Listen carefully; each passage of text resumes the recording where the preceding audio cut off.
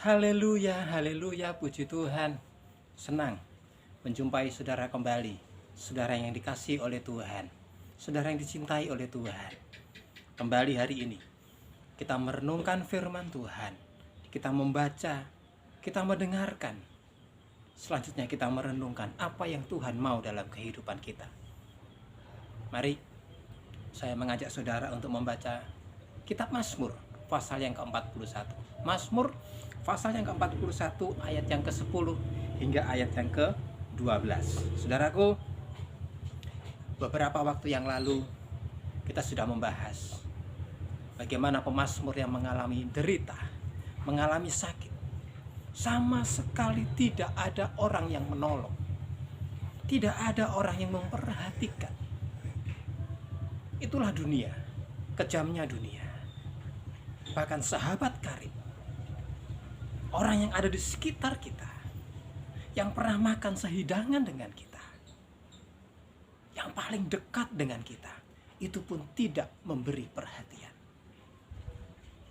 Mari, ayat yang ke-10, Mazmur pasal yang ke-41. Demikian bunyi firman Tuhan. Tetapi Engkau ya Tuhan, kasihanilah aku dan tegakkanlah aku. Masih ada pengharapan, saudara. Masih ada pengharapan.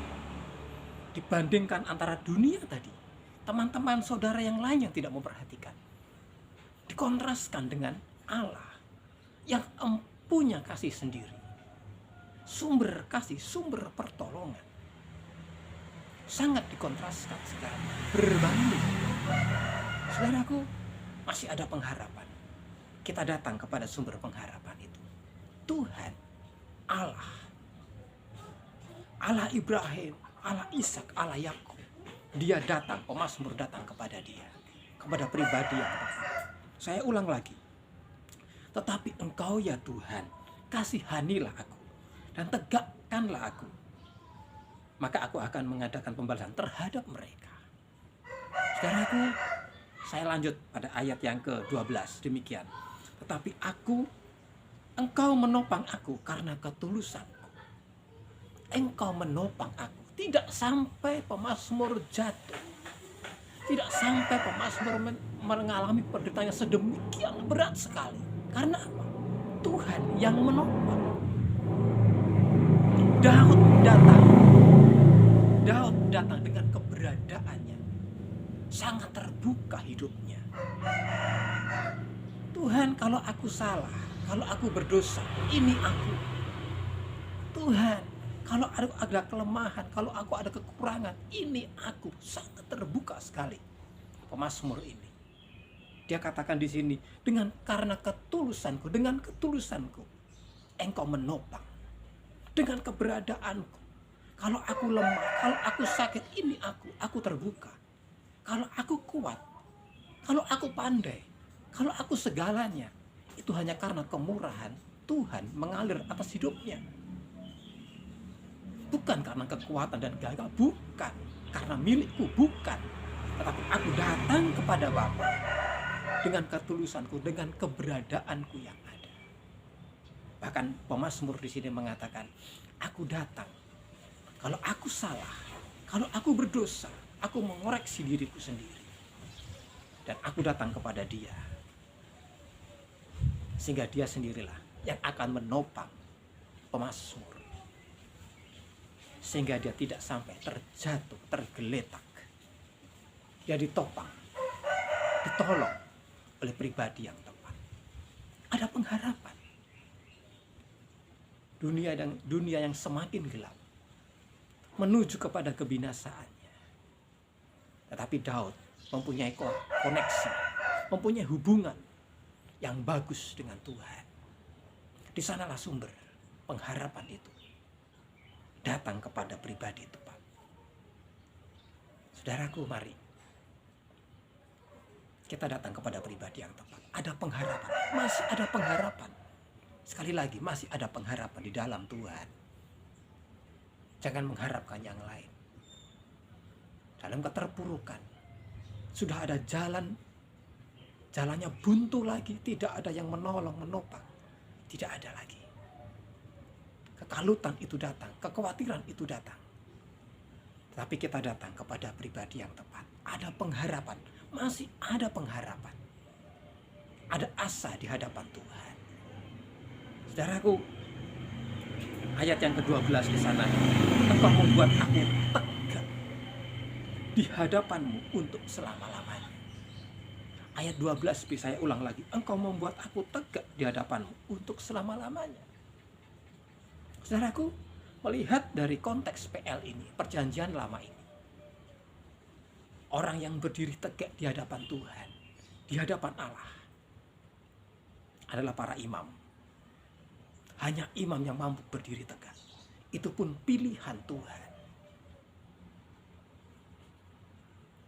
Imam menjadi perantara antara Tuhan, imam kepada bangsa Israel, kepada rakyat, kepada jemaah. Bagaimana dengan pemazmur ini? Dia ditopang, dia ditolong, bahkan dia sendiri yang menegakkan, berhadapan langsung dengan wajah Bapa, berhadapan langsung dengan Tuhan Allah. Yang bisa berhadapan dengan Tuhan, berhadapan dengan Allah adalah imam. Tetapi siapa pemazmur ini? Apakah dia imam? Tetapi pada akhirnya pemazmur ini menjadi imam dalam tanda kutip. Orang-orang yang seperti inilah, orang-orang yang pernah bertemu dengan Tuhan, pernah melihat Tuhan, ditegakkan oleh Tuhan. Orang-orang semacam inilah yang mampu nantinya memberikan perhatian. Orang-orang yang calon-calon orang-orang yang bisa memberi perhatian, memberi peduli kepada orang yang lemah. Saudaraku, pada bagian yang pertama, ayat yang pertama, pada Mazmur pasal yang ke-41, kita diminta menjadi orang-orang yang mampu memperhatikan. Tapi syaratnya adalah orang-orang yang sudah pernah bertemu, sudah punya pengalaman secara pribadi dengan Tuhan. Pemazmur, Tuhan menegakkan pemazmur, sudah bertemu dengan wajah Tuhan, ditegakkan oleh Tuhan, menjadi imam dalam tanda kutip tadi. Dia bukan imam, tapi diangkat oleh Tuhan sendiri seperti imam, menjadi perantara. Dialah, perantara itulah yang mampu memberikan perhatian kepada orang yang lemah. Saya ulang lagi, mereka yang sudah pernah bertemu dengan Tuhan, dengan wajahnya Yesus, dialah yang mampu memberikan perhatian. Mari saudara, betapa indahnya kalau saudara sudah pernah bertemu dengan Tuhan, sudah mengalami bertemu dengan Tuhan. Berikan itu semua kepada mereka yang lemah, kepada mereka yang membutuhkan pertolongan. Indah sekali saudara, sangat indah. Mari, Yesus menjadi perantara antara kita dengan Bapa di surga.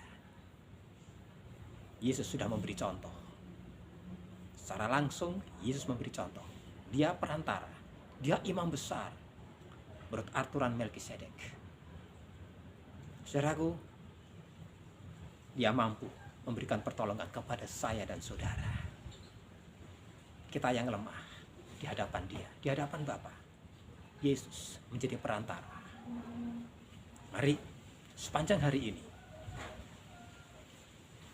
saudara yang pernah menjumpai Tuhan, saudara yang pernah berjumpa dengan Tuhan, melihat wajah Tuhan, melihat kemurahan Tuhan, kebaikan Tuhan, ditegakkan oleh Tuhan. Mari, saudara mampu memberikan perhatian kembali, menjadi perantara antara Allah kepada sesama kita yang lain. Berikan pertolongan, berikan bantuan, berikan perhatian, peduli kepada mereka semua. Tuhan memberkati, selamat beraktivitas. Immanuel buat saudara, Immanuel juga buat saya. Tuhan Yesus baik. Amin.